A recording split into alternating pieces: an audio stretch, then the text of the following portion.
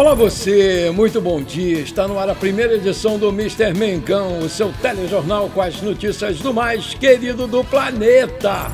Cavalaria entra no segundo tempo e Bruno Henrique foi decisivo. Flamengo coloca a mão na taça do Campeonato Brasileiro. Gol decisivo de Bruno Henrique faz as ruas de Lima, no Peru, pararem após a nação explodir em comemoração. Vamos ver as imagens. O que está acontecendo com Matias Vinha? Será que ele vai sair do Flamengo? Essas e outras você confere agora. Fica comigo até o final, porque aqui tem muito mais Flamengo pra você.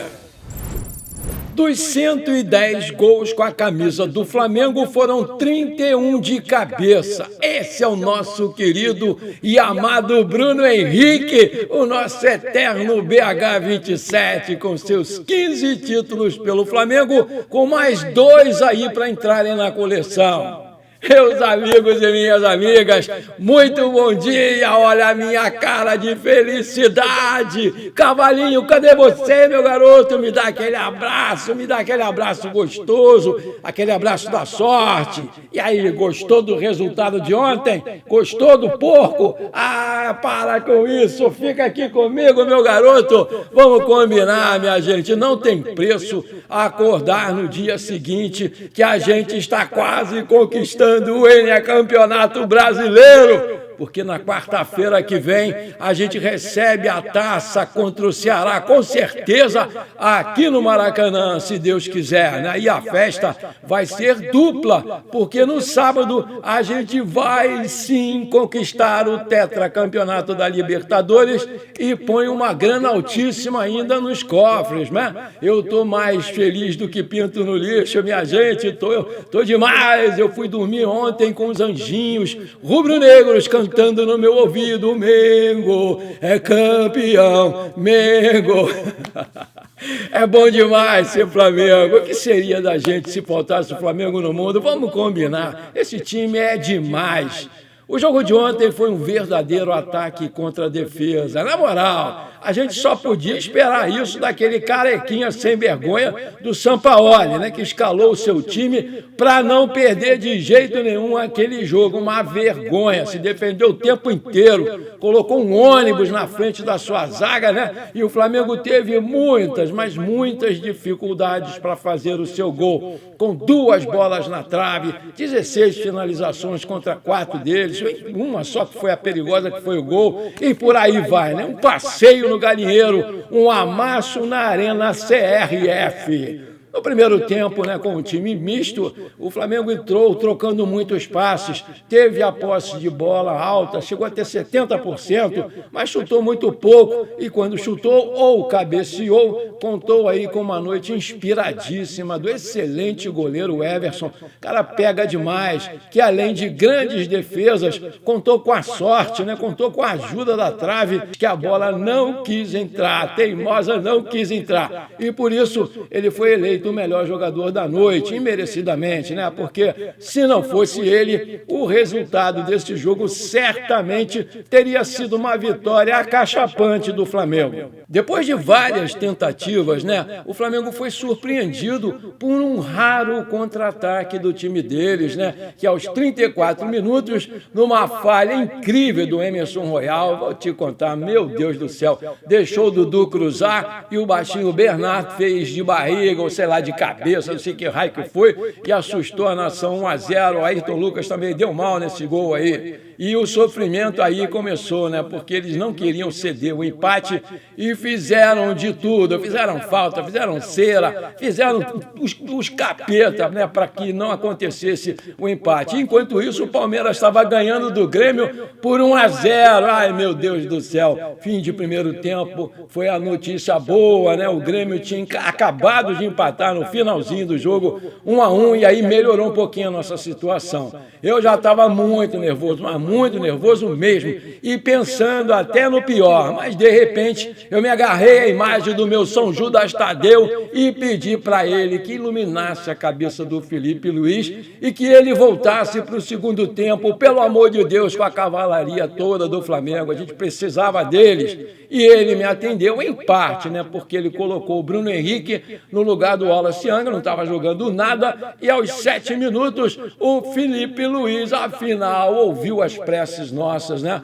Foi lá e colocou o Arrascaeta e o Jorginho. E aí sim, o time cresceu de produção e foi para cima ainda mais com tudo, né? Porque continuava esbarrando no raio do ônibus do Sampaoli. Enquanto isso, o Grêmio, para alegria geral da nação, tinha virado o jogo para 2-1, né? Aquele jogo lá contra o Porco. E para nossa torcida, o desespero aumentava a cada minuto, porque a gente estava perdendo e era um ataque contra a defesa e todo mundo sofrendo, um sofrimento danado, porque a bola teimava em não querer entrar. Pelo amor de Deus, aquele gol estava benzido. Até que aos 45 minutos do segundo tempo, o Danilo fez um belo cruzamento na área e o nosso rei dos clássicos, Bruno Henrique, subiu bonito, subiu lá no terceiro andar e fez um golaço, aço, de cabeça para empatar o jogo e para delírio de mais de 45 milhões de rubro-negros espalhados pelo planeta, fez 1-1 e deixou o Flamengo vivo, com a mão na taça, porque agora são 5 pontos de diferença para o Porco, que já jogou a toalha e acabou perdendo por 3-2 do Grêmio, a quem a gente agradece demais. Muito obrigado, Mano Menezes. O Rossi foi um mero espectador e não teve culpa nenhuma no gol deles. Vou dar para ele nota 7. O Emerson Royal, que a partir de hoje eu vou chamar de Emerson para trás. O cara só joga a bola para trás, ele só sabe jogar para trás. Foi muito mal o jogo todo, foi a baranga do time do Flamengo, pelo amor de Deus. Levou várias bolas nas costas, errou muitos passes. O cara estava parecendo que estava nervoso, nem parece que é jogador que já foi escalado para a seleção brasileira, pelo maluco lá do Tite que botou o cara. Não fez uma boa partida, falhou no cruzamento lá do Dudu, né, no primeiro gol deles. Muito mal, cara. Nota 2 para você.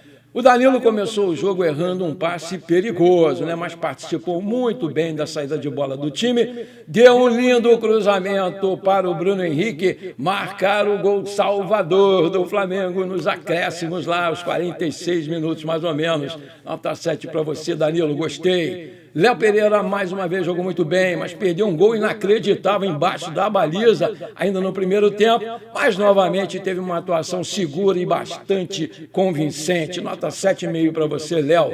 Ayrton Lucas foi muito mal na marcação sobre o Bernard no lance do gol do Atlético Mineiro e não conseguiu ajudar o time no ataque. Ele tentou, mas não conseguiu. Também apanhou demais, levou muita falta, mesmo tentando impor aí a sua velocidade ali pela esquerda. Andou errando alguns passes bobos, mas teve uma atuação meio apagada. Nota 5. O Eric Pulgar, né? Ele voltou a ser titular depois de ter cumprido suspensão. Deu um belo cruzamento ali para o Samuel Lino e ele perdeu uma grande chance no segundo tempo ao acertar de novo a trave, né? Levou um cartão amarelo no final do jogo e realmente fez uma boa partida o chileno. Dá para ele nota 7. O Everton Araújo, né? O garoto ganhou mais uma chance como titular do time do Flamengo e fez uma partida muito correta, sem comprometer. Saiu para a entrada do Jorginho no começo do segundo tempo, mas vinha sendo uma peça importante no time do Flamengo, principalmente nos desarmes. Ele foi seguro. Vou dar para o garoto nota 7. O Jorginho, né?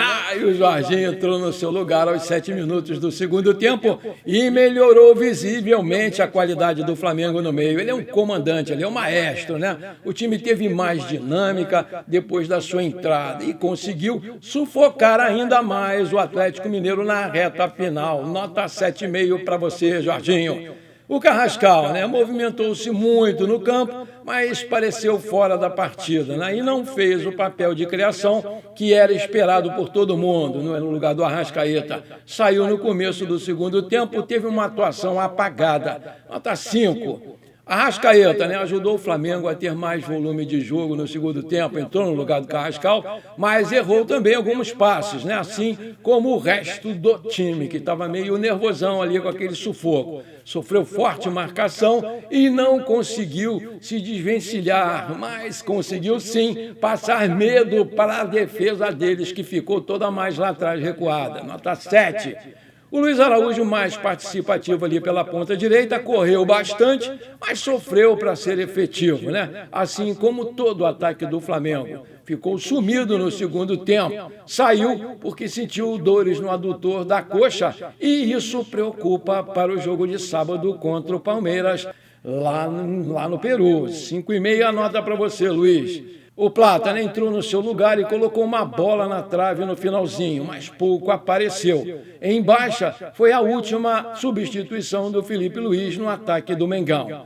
O Alacian entrou como centroavante, mas não se mostrou confortável nessa posição. Não conseguiu segurar as bolas no ataque, não conseguiu fazer o pivô, perdeu diversas divididas e não foi bem. Deu até um chute perigoso ali no final do primeiro tempo, mas não teve uma boa atuação, nota 4.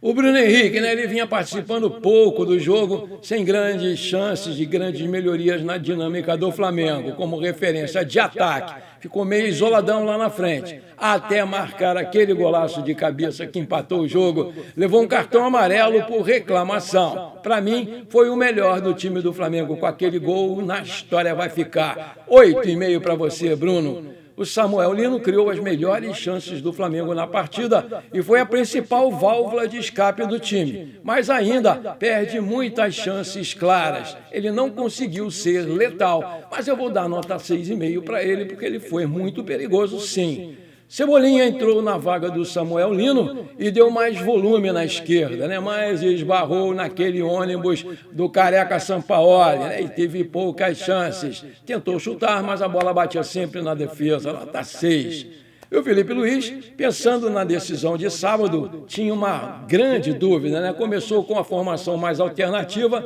mas viu essas suas escolhas não darem certo. O time saiu perdendo de 1-0 no primeiro tempo.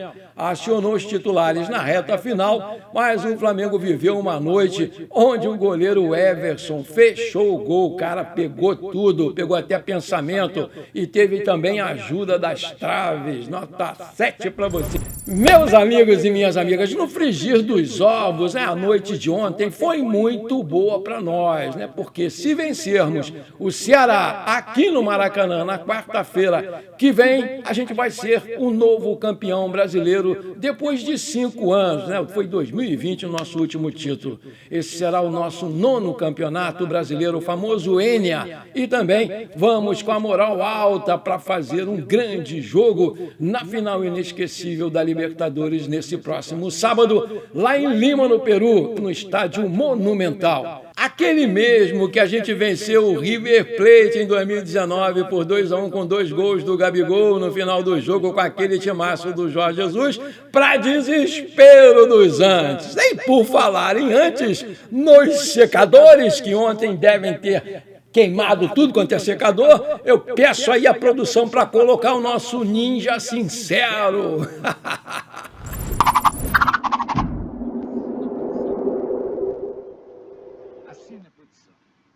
Palmeiras tropeçando no Sul, Flamengo perdendo o jogo em Minas. Tava aceitável o resultado. Tava aceitável, porque, ia ficar tudo para depois da Libertadores. 2 jogos, a diferença de 4 pontos, podia acontecer tudo, irmão. Era só aumentar a mandinga para combater eles. Mas não, o Bruno Henrique que é o Munhá, o Bruno Henrique, que é o Gargamel, ele sempre decisivo, empatou no finalzinho, irmão. No finalzinho, sem poder de reação nenhuma. Eles são tão coisa ruim que eles não dão nem tempo de reagir. Eles esperam o final do jogo, parece até estratégia. No final do jogo eles empatam. Aí soma mais 1 ponto, bota 5 de diferença, praticamente acabou o campeonato. Aí vai chegar na Libertadores com moral, amanhã Aeroflá, uma confusão no Rio, tudo parado, ninguém trabalha, ninguém consegue ir para lugar nenhum. Não é brincadeira não, eles são abomináveis, A diretoria está de parabéns, Porque ao invés de fazer o que o Palmeiras fez, que foi direto lá para o Peru, decidiu voltar para cá, para o Rio de Janeiro, num voo fretado, às 2 horas da manhã de ontem e nessa mesma manhã de hoje, às 10 horas, vai fazer o seu último treino para a grande decisão contra o Porco, né? E vai participar do histórico Aeroflá a partir das 15 horas, horário de Brasília, até o aeroporto do Galeão, onde vai embarcar para o Peru por volta das 17 horas. Vai parar o Rio de Janeiro, anota aí.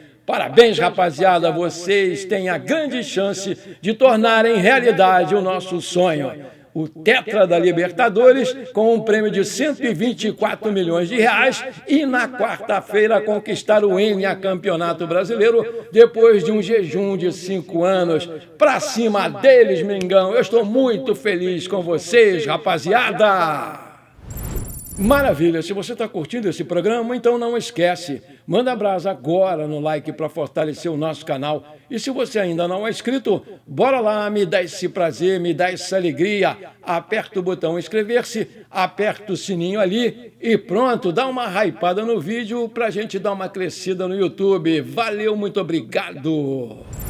Após uma rápida passagem pelo futebol europeu, o Matias Vinha, uruguaio, chegou ao Flamengo por 8 milhões de euros. Naquela ocasião, o lateral tinha uma alta expectativa por conta do futebol apresentado com a camisa do Palmeiras e na seleção uruguaia. Entretanto, essa situação não é positiva para o defensor uruguaio.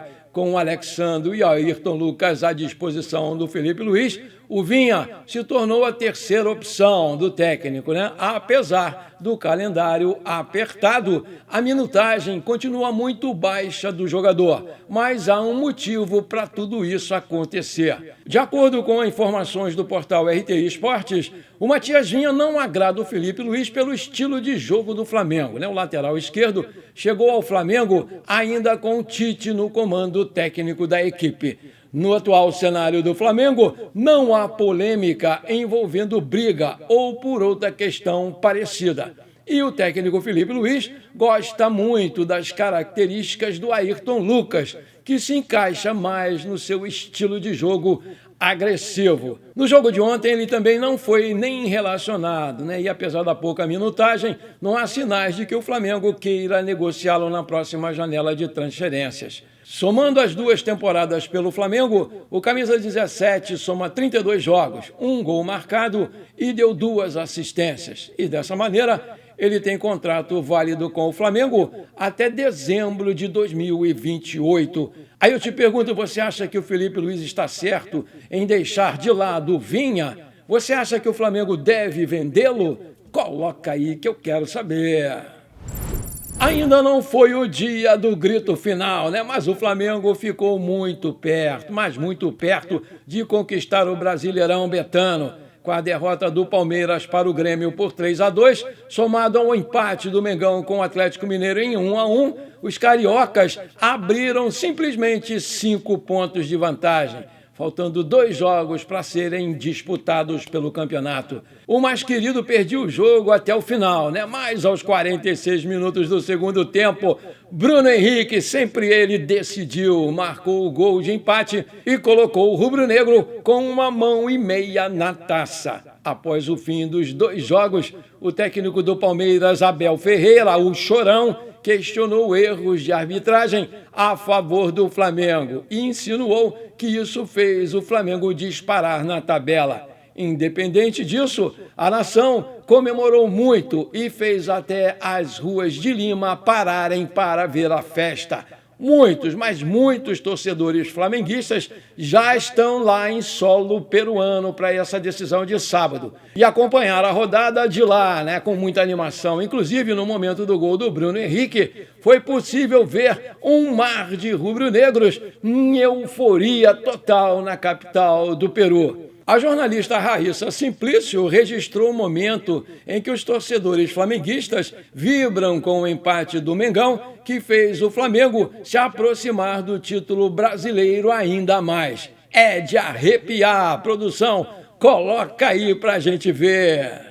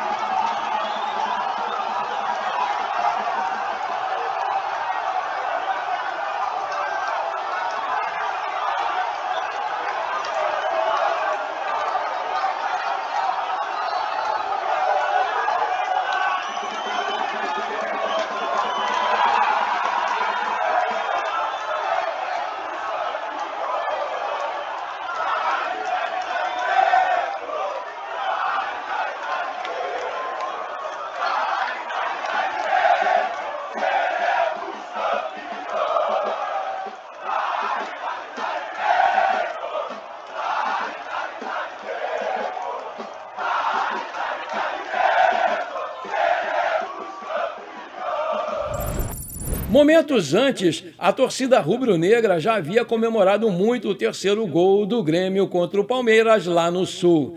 O Flamengo pode fazer história nessa semana importantíssima e se tornar a equipe brasileira com o maior número de títulos da competição continental, 4. O Palmeiras também luta para atingir essa mesma marca, mas vem numa campanha descendente, perdeu os últimos 5 jogos. Para a final em Lima, o Flamengo vai com força máxima e vai ter os seus melhores jogadores em campo, com exceção, infelizmente, do Pedro, que desfalca o time por conta de uma lesão no braço e na coxa. Mas nós temos o eterno Bruno Henrique em grande fase, né? Depois que se viu livre daquele extracampo que tanto estava atrapalhando ele. Bruno Henrique voltou com força total. Sábado é tudo ou nada e quem viver verá o Mengão ser tetracampeão. Rimou, que legal! Com a ajuda do nosso querido padroeiro São Judas Tadeu. Bora lá, Mengão, eu te amo! Bom, por enquanto foi isso. Espero que você tenha gostado desse nosso programa. Muito obrigado de coração por você ter ficado comigo até aqui. Não esqueça de deixar aquele like maneiro e de dar uma hypada nesse vídeo, porque isso é muito importante para o nosso crescimento no YouTube. Um forte abraço, bora ser feliz, pra cima deles, Mengão, parabéns, rapaziada!